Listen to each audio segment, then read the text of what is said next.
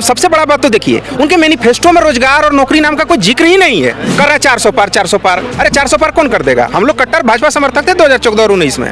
भूखे भजन होता है।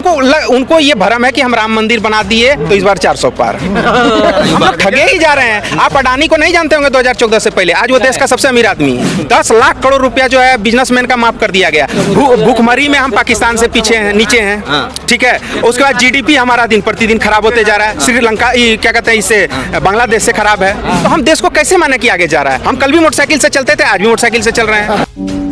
हमारे साथ युवा है, उनसे समझेंगे कि वो क्या करने वाले हैं इस बार मतदान में, किस ओर जाने वाले हैं, उनका मुद्दा क्या होगा इस बार, वो किस नाम पर वोट करेंगे, धर्म के नाम पर बटेंगे, मंदिर के नाम पर जाएंगे, या फिर उसके बाद बेरोजगारी, महंगाई और उनका जो भविष्य है उस पर वोट करेंगे आप। क्या नाम है आपका? मेरा नाम मयंक कुमार हुआ। अच्छा मयंक जी, अभी राहुल गांधी को आपने सुना, उनका भाषण कैसा लगा? अच्छा ही लगा। अच्छा लगा। क्या कहना चाहेंगे जो उन्होंने वादे किए हैं और कांग्रेस ने जो मैनिफेस्टो जारी किया, सारे तमाम वादे को उन्होंने गिनाया है कि हम क्या क्या करने वाले हैं? मुझे कुछ तो उसमें सच्चाई लग रही है। जैसे अग्निवीर योजना को लेकर के उसमें उनके मैनिफेस्टो में चर्चा है। तो मुझे ये उम्मीद है कि वो इस योजना को ख़त्म करेंगे, क्योंकि इसमें बहुत युवा जो है जाने के बाद 21, 22, 18, 19 साल की उम्र में अगर अग्निवीर में जाते हैं और 20, 22 साल 23 साल में वो रिटायर होके घर आते हैं तो फिर किसी लायक बचते नहीं हैं। अच्छा। मात्र उनको 10 लाख रुपया रिटायरमेंट के तौर पे। और अभी हालिया घटना है कि 2-3 अग्निवीर जो गए वो वहाँ पर शहीद हुए, तो उनको शहीद का भी दर्जा नहीं दिया गया। आखिर हम लोग जाते हैं, सेना की तैयारी करते हैं, इतना मेहनत करते हैं, तो इसमें सब किसान परिवार के लोग ही होते हैं। और तो जैसे राहुल गांधी ने कहा कि हमारी सरकार बनते ही हम इस योजना को खत्म कर देंगे, क्या आप सहमत हैं कि ये खत्म होना चाहिए? 100% हम लोग इसके भुक्तभोगी हैं, ख़त्म होना ही चाहिए। और क्या कहते हैं कि वहाँ पर आज जो हजारों लाखों की संख्या में आर्मी के लोग तैयारी करते थे, जो देशभक्ति का जुनून था, वो जुनून आज नहीं है। अच्छा, क्या मतलब क्या इस योजना की वजह से देशभक्ति में भी कमी आई है कि जो एक गर्व होता था कि सरहद पे जाएंगे, सरहद की निगरानी करेंगे, हिफाजत करेंगे, मतलब वो क्या फील खत्म हो गया आप लोग? देखिए सर, ये बिहार जो है युवाओं का धरती है और ये बहुत पराक्रमी लोगों का और शौर्य भरा। देखिए, सेना में लोग इसलिए जाते थे कि अगर हमें कुछ हो भी गया तो हमको एक सम्मान मिलता था कि शहीद का दर्जा मिला। लेकिन अग्निवीर में तो वो भी नहीं मिल रहा है। पैसा का तो बात छोड़ दीजिए, पैसा सिर्फ मुद्दा रहता तो पैसा बहुत तरीके से कमाया जा सकता है, लेकिन एक सम्मान जो था इसलिए लोग जाते थे। जब वो सम्मान ही आप नहीं दे रहे हैं तो फिर जाके हम लोग क्या करेंगे वहाँ? अच्छा, अब वक्त है परीक्षा का, क्योंकि आपको मतदान करना है। 10 साल प्रधानमंत्री नरेंद्र मोदी का कार्यकाल कैसा रहा? उन्होंने जो वादा किया था युवाओं को लेकर खासकर, कैसा रहा?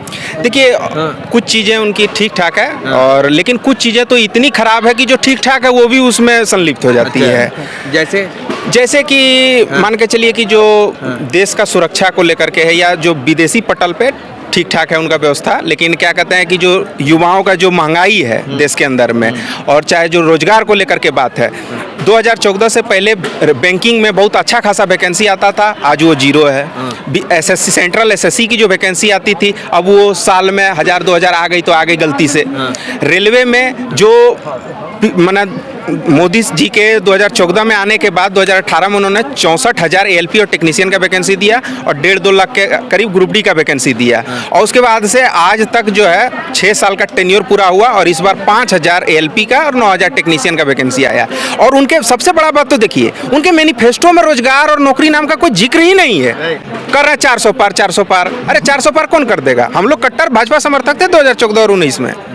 तो 400 पार कहाँ से हो जाएगा? मतलब मोह भंग हो गया आपका? कैसे नहीं होगा? अब मान के चलिए कि भूखे भजन होता है। अब हमको रोजी रोजगार, हम लोग सरकारी नौकरी का तैयारी करते हैं, अब वो मिले नहीं। जब हमको क्या कहते हैं कि सरकारी नौकरी का जो है हम लोग तैयारी करते हैं, मान के चलिए अगर नहीं होता है तो हम लोग क्या करेंगे? ठीक है, हम ये नहीं कहते कि सरकार हमको नौकरी दे, सरकार वैकेंसी निकाले, हमें योग्यता होगा हम लेंगे, नहीं तो हम जाएंगे घर। अच्छा, ये आपने भी कहा कि बीजेपी के घोषणा पत्र में नौकरी का जिक्र नहीं है। कांग्रेस कह रही 30 लाख हम देंगे, 1 लाख रुपए जो बेरोजगारी भत्ता वो देंगे, लेकिन बीजेपी ने कुछ भी वादा नहीं किया। 2014 में 2 करोड़ कहा था उन्होंने। उनको ये भरम है कि हम राम मंदिर बना दिए तो इस बार 400 पार। उनको ये भरम है।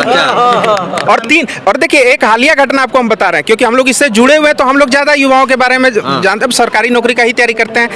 मध्य प्रदेश, राजस्थान और छत्तीसगढ़ चुनाव से पहले एसएससी जीडी का 75,000 वैकेंसी आया। जैसे इन 3 स्टेट में बीजेपी की जीत हुई, 2 दिन बाद वही सेम नोटिफिकेशन 25,000 आ गया।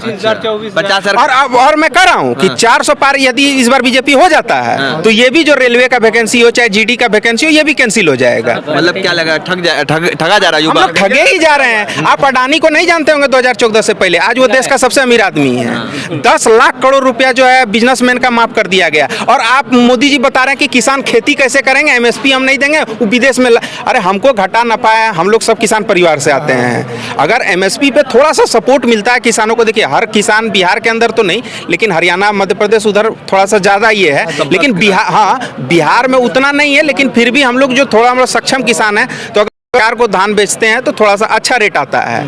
लेकिन वो भी आप कह रहे हैं कि हम एमएसपी खत्म करने, वो तो हरियाणा और पंजाब के किसानों ने विरोध किया तो फिर रुक गया ये मामला। आपने कहा कि 2014 और 19 में वोट दिया था, किस उम्मीद कट्टर समर्थक थे, दिए ही नहीं थे, हम लोग पार्टी में थे। अच्छा, भाजपा में? तब क्या भाजपा का झंडा उठाते थे? हाँ। तो क्या हो गया 2014-19? तो फिर ये बीजेपी कहती है कि भाई देश आगे बढ़ रहा है, देश को आगे बढ़ाना है। देखिए हम लोग पढ़ाई लिखाई भी जो, सुनो, ये तो मुद्दा रोजगार तो छोटा मुद्दा है, देश को आगे बढ़ाना है, तरक्की पे लेके जाना है। हम कहते हैं ठीक है, बीजेपी ये कहती है। देखिए देश आगे बढ़ रहा है या पीछे जा रहा है ये हम कैसे जानेंगे? हम लोग तो डाटा से जानेंगे। भूखमरी में हम पाकिस्तान से पीछे हैं, नीचे हैं, ठीक है। उसके बाद जीडीपी हमारा दिन प्रतिदिन खराब होते जा रहा है। श्रीलंका क्या कहते हैं, इससे बांग्लादेश से खराब है। पर कैपिटा इनकम भी उस अन्य देशों से हमारा कम है। तो हम देश को कैसे माने कि आगे जा रहा है? हम कल भी मोटरसाइकिल से चलते थे, आज भी मोटरसाइकिल से चल रहे हैं। आपके अच्छे दिन नहीं है? नहीं तो मैंने हम कहते हैं कि अच्छे दिन या बुरे दिन तो हम कैसे डिसाइड करेंगे? हम तो डाटा से जानेंगे। हम लोग स्टूडेंट वर्ग के लोग हैं तो हम तो डाटा ही ना देखेंगे कि सरकार क्या कर रही है नहीं कर रही है। सिर्फ जाके विदेश घूमने से तो नहीं होगा। अब महंगाई मान के चलिए कि 70-80 रुपया जो पेट्रोल डीजल मिलता था वो आज क्या कहते हैं कि 100 पार है। गैस जो 2014 से पहले हम लोग 400-450 में लेते थे, आज वो 1200-1400 में ले रहे हैं। चुनाव आया है तो अभी 100 रुपया सस्ता हुआ है। जो कह रहे हैं कि भाई पूरी दुनिया में डंका बजा दिया मोदी जी, तो देखिए मान के चलिए कि हमारे घर में खाने का ठिकाना नहीं है, हम गांव में डंका बजवा रहे हैं, तो ये क्या फायदा इससे? हमको तो देश पे ना, पहले हमारा देश मजबूत होगा, युवा सशक्त होगा, तभी तो देश आगे बढ़ सकता है। हर गांव मजबूत तब देश। चलिए और भी हमारे साथ हैं, ये जो गुस्सा और आक्रोश आप देख पा रहे होंगे, भाजपा के कट्टर समर्थक थे, इन्होंने मतलब वोट भी दिया, काम भी किया, लेकिन अब वो भंग हो गया। आप